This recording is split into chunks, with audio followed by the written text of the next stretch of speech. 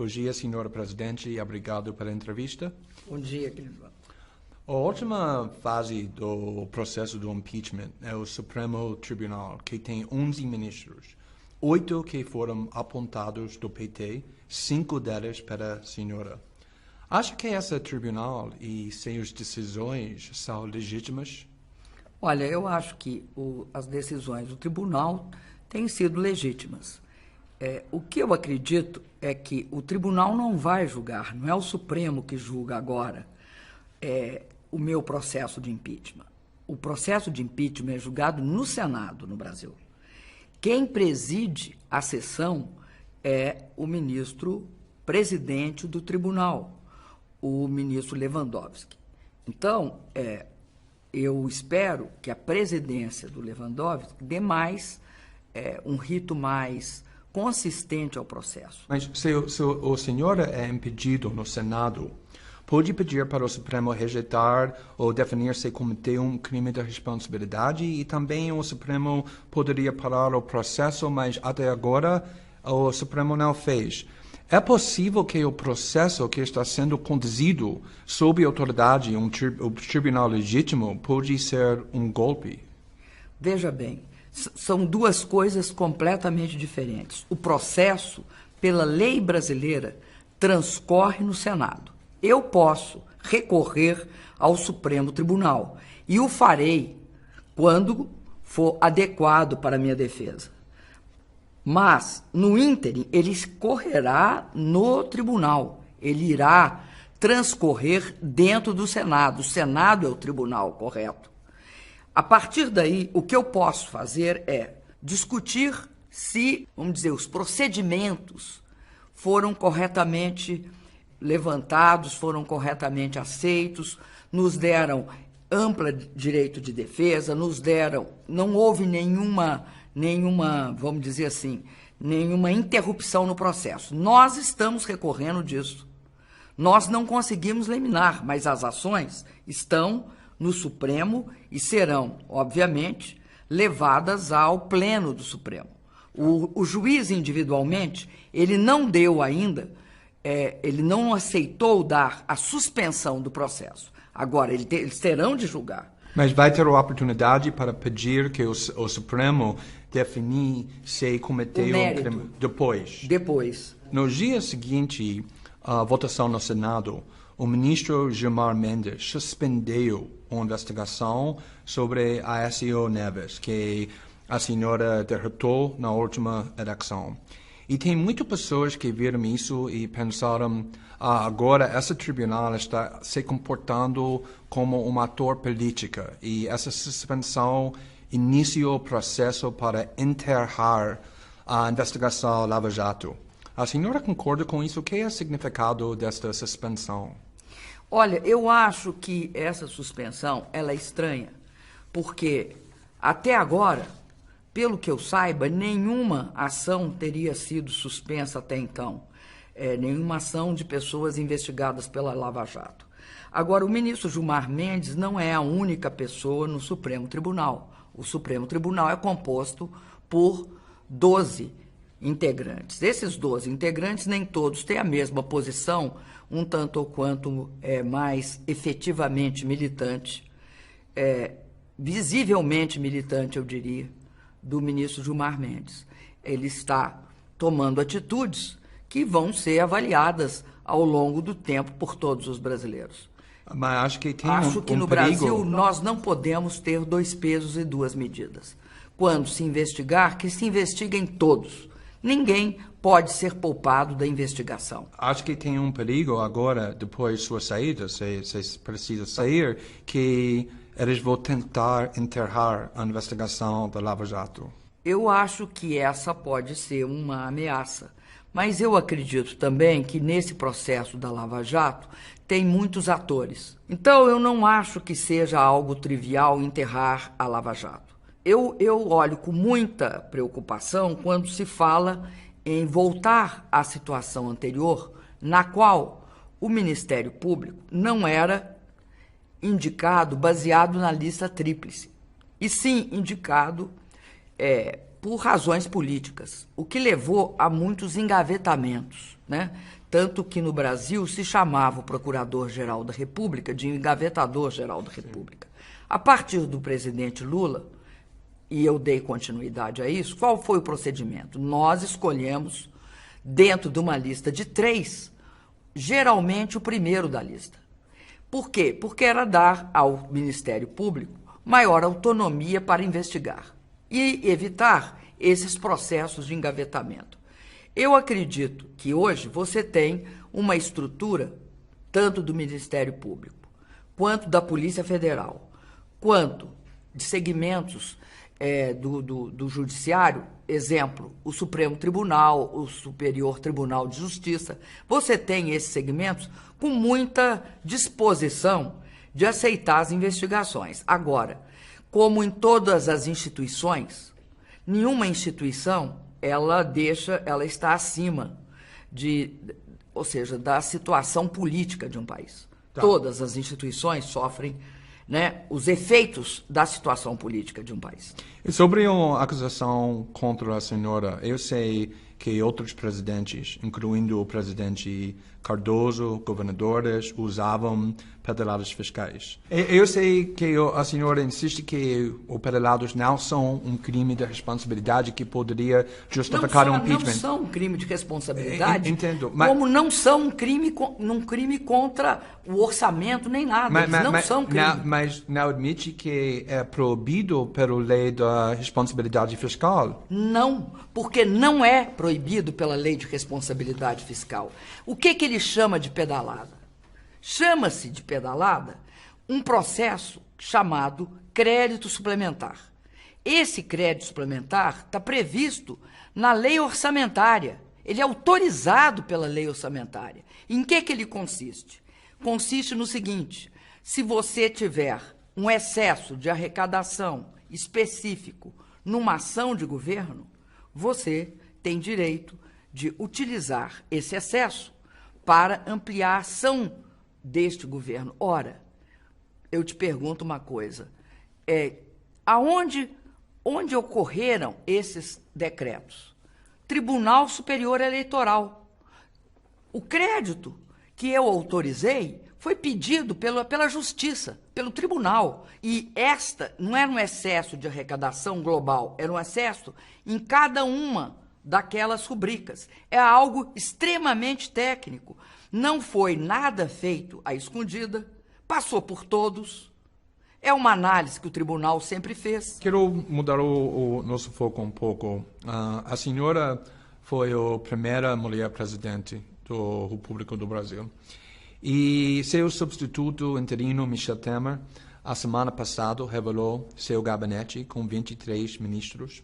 Nenhuma mulher, nenhum negro, 1/3 sobre a respeito da corrupção. Como reagiu quando viu essa clipe dele?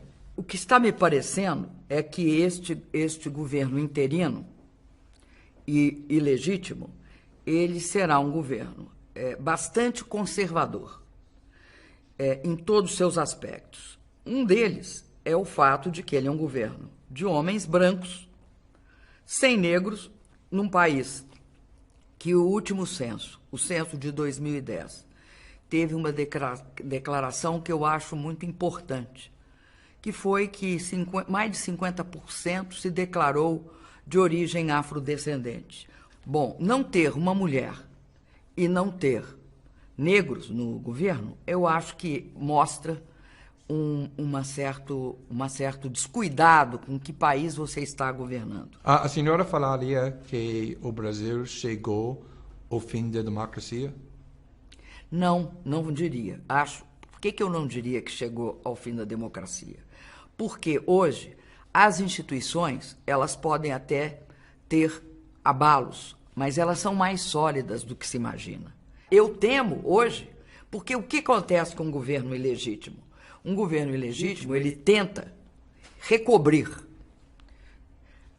sobre o manto de uma pseudo-ordem o impedimento da manifestação do direito de expressão e, sobretudo, mostra Eu acho um grande apetite por cortar programas sociais. Então, quero perguntar, diante de um governo que a senhora classifica como ilegítimo, acha que é correto que os brasileiros lutam contra esse governo com desobediência civil, como a senhora fez depois o golpe do 64? Eu acho que são situações diferentes. Entendo, mas os brasileiros agora devem usar desobediência civil para lutar contra essa guerra. Eu sei que as situações são diferentes, mas chegamos no ponto quando é justificado para os brasileiros lutam contra esse governo que está classificando como ilegítimo, usando desobediência civil. Eu acho que o que tem de fazer aqui no Brasil é lutar contra, protestar, inclusive eu acho que exercer uma pressão sobre os congressistas, acho uma pressão sobre todas as áreas sociais. Com Bolsa Família agora... Não, eu só estou tentando mas dar eu quero só perguntar sobre... Você vai ter de ter lutas concretas. Sim. Não é uma desobediência civil genérica. Você terá lutas concretas. As pessoas vão ter de se mobilizar das mais diferentes e variadas formas. Se você chamar de desobediência civil manifestações, eu diria que sim. Seria uma desobediência civil. Sim. Agora, depende do que você define como. Tá bom. Então, mas tem muitas pessoas agora que estão indo nas ruas para protestar em sua defesa, em defesa da democracia, que estão muito preocupados, que eles podem ser enquadrados na lei do antiterrorismo, que a senhora, só 2 meses atrás, aprovou. E quando eu entrevistei o ex-presidente Lula, o mês passado, ele disse que ele é contra essa lei, porque dá poderes para o governo desnecessários e perigosos e está sujeito a abusos. Agora, esses poderes estão nas mãos do outro presidente. Acha que foi errado que a senhora aprovou essa lei? Não, não acho. Sabe por quê? Porque todos os itens que eram bem, vamos dizer, que possibilitariam esse uso, eu vetei. Esta lei foi aprovada no Congresso. Ela diz respeito às Olimpíadas. Ela... É para isso, mas pode ser usada contra... Mas ela não tem dimensão para movimento social, nem manifestação política. Ela é exclusivamente para atos terroristas. Todas as coisas meio obscuras, nós vetamos. Então... Sinto muito. Aí eu tenho uma pequena divergência com o presidente Lula. Ele teria toda a razão se ela tivesse sido sancionada como veio do Congresso. O governo Temer disse que vai focar a Bolsa Família apenas nos 5% mais pobres. Qual vai ser o impacto dessa e como a população vai reagir, na sua opinião? Eu acredito, viu, Greenwald, que a população vai reagir mal. Por quê? Se focar no 5%, você calcula um país de 200 milhões de pessoas, 204 milhões, você teria os 5%, seriam 10 milhões. Hoje, o Bolsa Família abrange em torno de 47 milhões de pessoas. Porque o Bolsa Família, a gente tem de entender para que ele é feito. Ele não é feito para o adulto. Ele é feito fundamentalmente para a criança. Porque toda a condicionalidade desse programa é levar a criança para a escola, vacinar e acompanhar a saúde infantil. Com isso, nós reduzimos mortalidade infantil.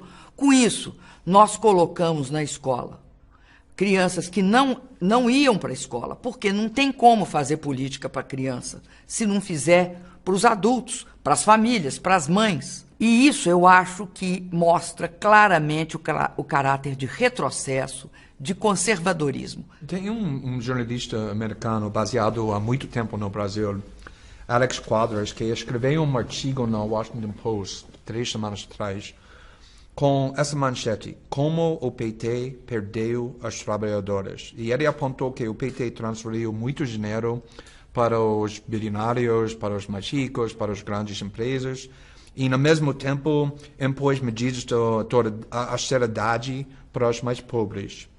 É por causa dessas políticas que a grande parte da base do seu partido te abandonou agora? Primeiro, eu não acho que a base do meu partido me Tem muitos abandonou. apoiantes que agora não está te apoiando. Bem, eu não tenho visto isso, eu tenho visto pelo contrário, eu tenho visto um grande apoio pela base do meu partido, pela base progressista no Brasil. Acho que um dos resultados desse processo foi uma grande reaglutinação. Veja bem, vamos entender em que conjuntura nós estamos. O Brasil, como todos os países do mundo, está enfrentando agora, a partir de 14, começou a enfrentar a crise econômica. Sim. Obviamente, quando você tem um processo de crise, você está na fase descendente do ciclo econômico e não na crescente, você perde instrumentos para fazer a política anticíclica. Nós viemos fazendo uma política anticíclica ao 11, 12, 13, 14. Em 14, nós esgotamos a nossa capacidade fiscal de fazer essa política. Eu sei, mas durante essa época ajuda muito os bilionários, as empresas grandes. Se você me explicar onde que eu ajudei bilionário e empresa grande, eu gostaria. Por quê? Porque é o seguinte, nós não fizemos ajuste para cortar programa social. Nós preservamos o Bolsa Família, preservamos o ProUni, preservamos o FIES, preservamos toda a política para a pequena agricultura, o programa de aquisição de alimentos, preservamos todo o financiamento para esta agricultura pequena, preservamos a nossa política para a mulher, para a quilombola, para índio. Tanto é assim que estão desmontando. Disse antes que o Michel Temer está construindo um governo agora muito conservador e também que ele é um líder desse golpe, ele é envolvido desse golpe. E também, 2 semanas atrás, o Eduardo Cunha foi afastado na presidência da Câmara por causa da corrupção. Por que escolheu essas 2 pessoas como aliados tão próximos? Veja bem, eu estava até olhando isso hoje. No Brasil, você tem um processo que eu acredito que talvez é um dos mais distorcidos do mundo. Aumenta o número de partidos sistematicamente. E cada vez os governos vão precisando de mais partidos para formar a maioria simples e a maioria de 2/3 no parlamento. Você tem de ter uma base de alianças. Quanto maior a base de alianças, quanto menos política ideologicamente alinhada. Então, você passa a ter de construir alianças muito amplas. Este é um processo extremamente complexo. Além disso, tem outra característica. Esse golpe, ele tem um líder. O líder não é o presidente interino. Mas ele foi envolvido na sua opinião. Não, calma. O líder é o presidente da Câmara, Sim. que foi agora afastado. Um pouco atrasado, mas antes tarde do que nunca, como eu disse.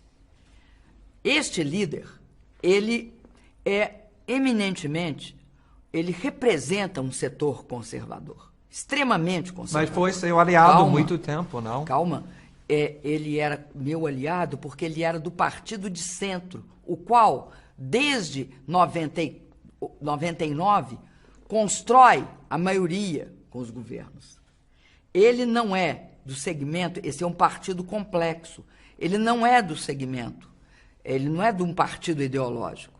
Então, para entender o fato de que dentro desse partido se convive as mais diferentes características. Ele, inexoravelmente, era, entre aspas, meu aliado. Nós começamos a ter atrito desde o primeiro dia do meu governo, do meu segundo governo. Ao longo do meu primeiro governo, nós tivemos atritos sistemáticos com ele. Tá.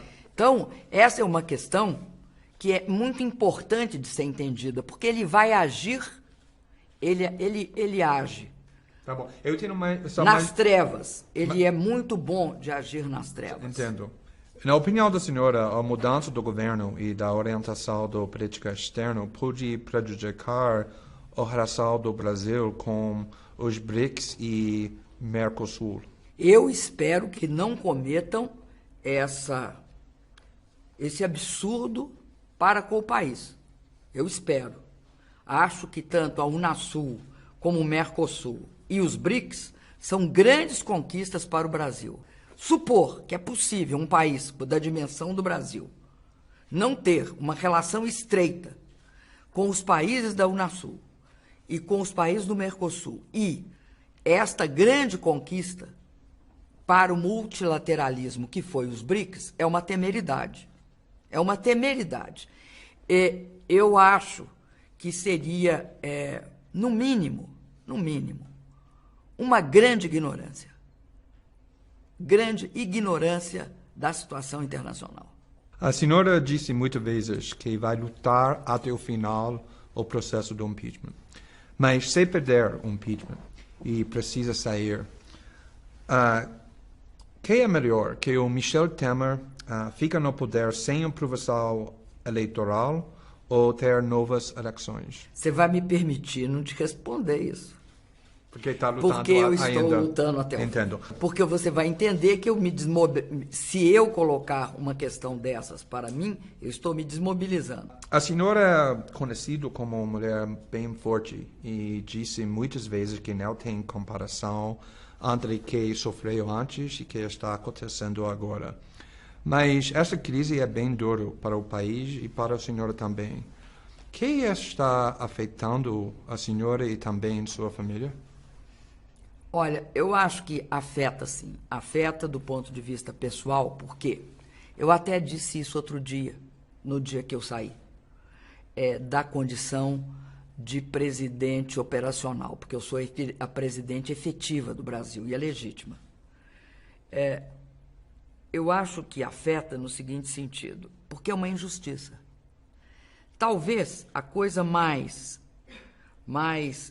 difícil para uma pessoa suportar, além da dor, da doença e da tortura, seja a injustiça. Por quê? Porque você fica como se você estivesse preso numa armadilha. É claro que eles passaram durante um tempo, eles falaram que eu era uma pessoa, uma mulher, eu acho que eles supuseram que eu podia renunciar. Por que eles queriam que eu renunciasse? Porque a minha presença é incômoda. Como eu não tenho conta no exterior, já me viraram do lado dos avessos. Eu nunca recebi propina. Eu não aceito conviver com a corrupção. Uma das coisas que dizem que eu sou dura é porque é muito difícil chegar a mim para propor qualquer coisa incorreta. A injustiça desse fato, a injustiça política disso, a injustiça pessoal, afeta a mim, afeta a minha família, afeta a todos nós. E eu outro dia disse que eu era vítima, não no sentido da vítima do sacrifício, mas a vítima da injustiça. Eu sou vítima da injustiça. Senhor presidente, muito obrigado pela entrevista. Muito obrigado. Essa lei, porque dá poderes para o governo desnecessários e perigosos e está sujeita a abusos. Agora, esses poderes estão nas mãos do outro presidente. Acha que foi errado que a senhora aprovou essa lei? Não, não acho. Sabe por quê? Porque todos os itens que eram bem, vamos dizer, que possibilitariam esse uso, eu vetei. Esta lei foi aprovada no Congresso. Ela diz respeito às Olimpíadas. Ela... É para isso, mas pode ser usada eu sei, contra... mas ela não tem dimensão para movimento social nem manifestação política. Ela é exclusivamente para atos terroristas. Todas as coisas meio obscuras, nós vetamos. Então, sinto muito, aí eu tenho uma pequena divergência com o presidente Lula. Ele teria toda a razão se ela tivesse sido sancionada como veio do Congresso. O governo Temer disse que vai focar a Bolsa Família apenas nos 5% mais pobres. Qual vai ser o impacto dessa e como a população vai reagir, na sua opinião? Eu acredito, viu, Greenwald, que a população vai reagir mal. Por quê? Se focar no 5%, você calcula num país de 200 milhões de pessoas, 204 milhões, você teria os 5%, seriam 10 milhões. Hoje, o Bolsa Família abrange em torno de 47 milhões de pessoas. Porque o Bolsa Família, a gente tem de entender para que ele é feito. Ele não é feito para o adulto. Ele é feito fundamentalmente para a criança. Porque toda a condicionalidade desse programa é levar a criança para a escola, vacinar e acompanhar a saúde infantil. Com isso, nós reduzimos mortalidade infantil. Com isso, nós colocamos na escola crianças que não iam para a escola, porque não tem como fazer política para a criança se não fizer para os adultos, para as famílias, para as mães. E isso eu acho que mostra claramente o caráter de retrocesso, de conservadorismo. Tem um jornalista americano baseado há muito tempo no Brasil, Alex Quadras, que escreveu um artigo no Washington Post 3 semanas atrás com essa manchete: como o PT perdeu as trabalhadoras. E ele apontou que o PT transferiu muito dinheiro para os bilionários, para os mais ricos, para as grandes empresas, e, no mesmo tempo, impôs medidas de austeridade para os mais pobres. É por causa dessas políticas que a grande parte da base do seu partido te abandonou agora? Primeiro, eu não acho que a base do meu partido me Tem muitos abandonou. apoiantes que agora não está te apoiando. Bem, eu não tenho visto isso, eu tenho visto pelo contrário, eu tenho visto um grande apoio pela base do meu partido, pela base progressista no Brasil. Acho que um dos resultados desse processo foi uma grande reaglutinação. Veja bem, vamos entender em que conjuntura nós estamos. O Brasil, como todos os países do mundo, está enfrentando agora, a partir de 14, começou a enfrentar a crise econômica. Sim. Obviamente, quando você tem um processo de crise, você está na fase descendente do ciclo econômico e não na crescente, você perde instrumentos para fazer a política anticíclica. Nós viemos fazendo uma política anticíclica, é uma análise que o tribunal sempre fez. Quero mudar o nosso foco um pouco. A senhora foi a primeira mulher presidente da República do Brasil. E seu substituto interino, Michel Temer, a semana passada revelou seu gabinete com 23 ministros. Nenhuma mulher, nenhum negro, 1/3 sobre a respeito da corrupção. Como reagiu quando viu essa equipe dele? O que está me parecendo é que este governo interino e ilegítimo, ele será um governo bastante conservador em todos os seus aspectos. Um deles é o fato de que ele é um governo de homens brancos, sem negros, num país que o último censo, o censo de 2010, teve uma declaração que eu acho muito importante, que foi que mais de 50% se declarou de origem afrodescendente. Bom, não ter uma mulher e não ter negros no governo, eu acho que mostra um certo descuidado com que país você está governando. A senhora falaria que o Brasil chegou ao fim da democracia? Não diria. Por que eu não diria que chegou ao fim da democracia? Porque hoje as instituições, elas podem até ter abalos, mas elas são mais sólidas do que se imagina. Eu temo hoje, porque o que acontece com um governo ilegítimo? Um governo ilegítimo, ele tenta recobrir sobre o manto de uma pseudo-ordem o impedimento da manifestação do direito de expressão e, sobretudo, mostra eu acho, um grande apetite por cortar programas sociais. Então, quero perguntar, diante de um governo que a senhora classifica como ilegítimo, acha que é correto que os brasileiros lutem contra esse governo com desobediência civil, como a senhora fez depois o golpe do 64? Eu acho que são situações diferentes. Entendo, mas os brasileiros agora devem usar desobediência civil para lutar contra essa guerra. Eu sei que as situações são diferentes, mas chegamos no ponto quando é justificado para os brasileiros lutam contra esse governo que está classificando como ilegítimo, usando desobediência civil.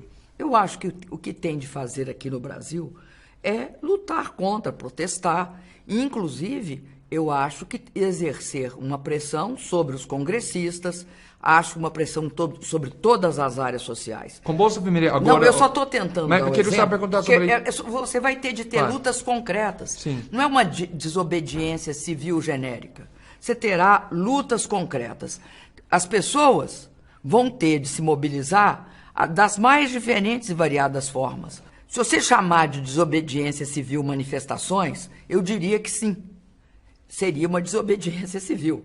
Sim. Agora, depende do que você define como. Tá bom. Então, mas tem muitas pessoas agora que estão indo nas ruas para protestar em sua defesa, em defesa da democracia, que estão muito preocupados, que eles podem ser enquadrados na lei do antiterrorismo, que a senhora, há só 2 meses atrás, aprovou.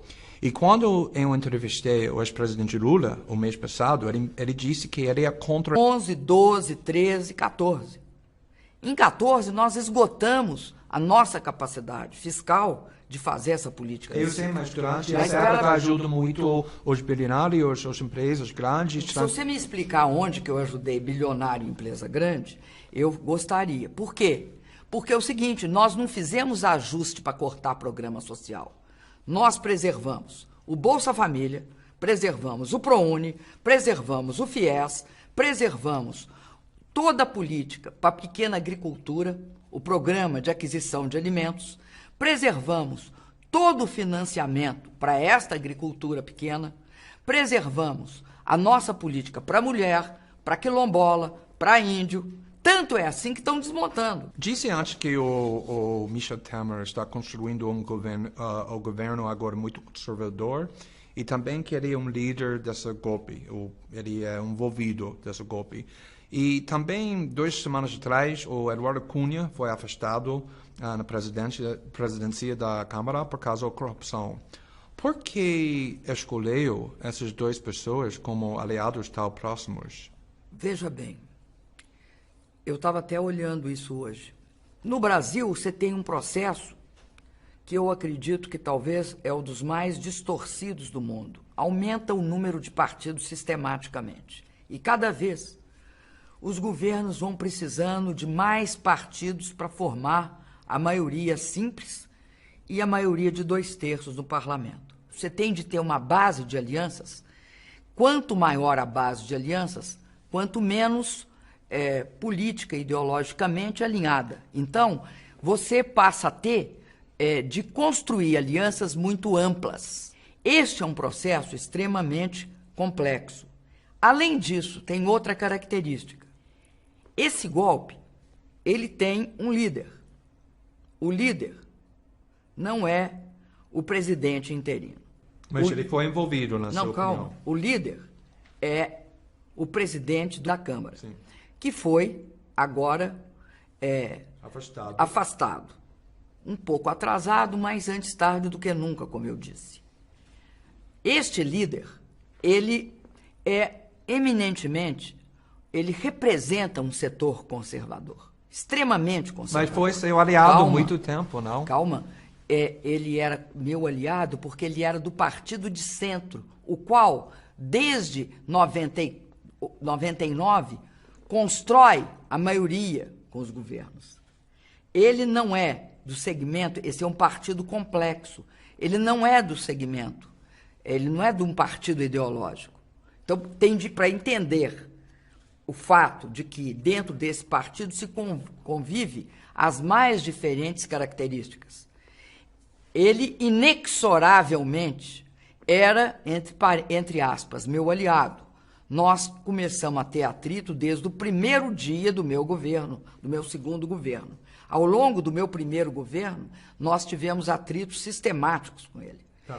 Então, essa é uma questão que é muito importante de ser entendida, porque ele vai agir Ele age Tá bom. Eu tenho nas trevas. Ele é muito bom de agir nas trevas. Entendo. Na opinião da senhora, a mudança do governo e da orientação da política externa pode prejudicar a relação do Brasil com os BRICS e Mercosul? Eu espero que não cometam essa... Bom dia, senhora presidente, e obrigado pela entrevista. Bom dia, querido. A última fase do processo do impeachment é o Supremo Tribunal, que tem 11 ministros, 8 que foram apontados do PT, 5 deles pela senhora. Acha que esse tribunal e suas decisões são legítimas? Olha, eu acho que as decisões do tribunal têm sido legítimas. O que eu acredito é que o tribunal não vai julgar, não é o Supremo que julga agora o meu processo de impeachment. O processo de impeachment é julgado no Senado, no Brasil. Quem preside a sessão é o ministro presidente do tribunal, o ministro Lewandowski. Então, eu espero que a presidência do Lewandowski dê um rito mais consistente ao processo. Mas se o senhor é impedido no Senado, pode pedir para o Supremo rejeitar ou definir se cometeu um crime de responsabilidade e também o Supremo poderia parar o processo, mas até agora o Supremo não fez. É possível que o processo que está sendo conduzido sob autoridade um tribunal legítimo pode ser um golpe? Veja bem, são duas coisas completamente diferentes. O processo, pela lei brasileira, transcorre no Senado. Eu posso recorrer ao Supremo Tribunal e o farei quando for adequado para a minha defesa. Mas, no ínterim, ele correrá no tribunal. Ele irá transcorrer dentro do Senado. O Senado é o tribunal correto. A partir daí, o que eu posso fazer é discutir se, vamos dizer, os procedimentos foram corretamente levantados, foram corretamente aceitos, nos deram ampla direito de defesa, não houve nenhuma, vamos dizer assim, nenhuma interrupção no processo. Nós estamos recorrendo disso. Nós não conseguimos liminar, mas as ações estão no Supremo e serão, obviamente, levadas ao Pleno do Supremo. O juiz individualmente, ele não deu ainda, ele não aceitou dar a suspensão do processo. Agora, eles terão de julgar. Mas vai ter a oportunidade para pedir que o Supremo definir se cometeu um crime depois? Depois. No dia seguinte à votação no Senado, o ministro Gilmar Mendes suspendeu a investigação sobre a Aécio Neves, que a senhora derrotou na última eleição. E tem muitas pessoas que viram isso e pensaram, agora esse tribunal está se comportando como um ator político e essa suspensão iniciou o processo para enterrar a investigação Lava Jato. A senhora concorda com isso? O que é o significado desta suspensão? Olha, eu acho que essa suspensão ela é estranha, porque até agora, pelo que eu saiba, nenhuma ação teria sido suspensa até então. Nenhuma ação de pessoas investigadas pela Lava Jato. Agora, o ministro Gilmar Mendes não é a única pessoa no Supremo Tribunal. O Supremo Tribunal é composto por 12 integrantes. Esses 12 integrantes, nem todos têm a mesma posição, um tanto ou quanto mais efetivamente militante, visivelmente militante, eu diria, do ministro Gilmar Mendes. Ele está tomando atitudes que vão ser avaliadas ao longo do tempo por todos os brasileiros. Mas acho que tem Acho que no perigo. Brasil nós não podemos ter 2 pesos e 2 medidas. Quando se investigar, que se investiguem todos.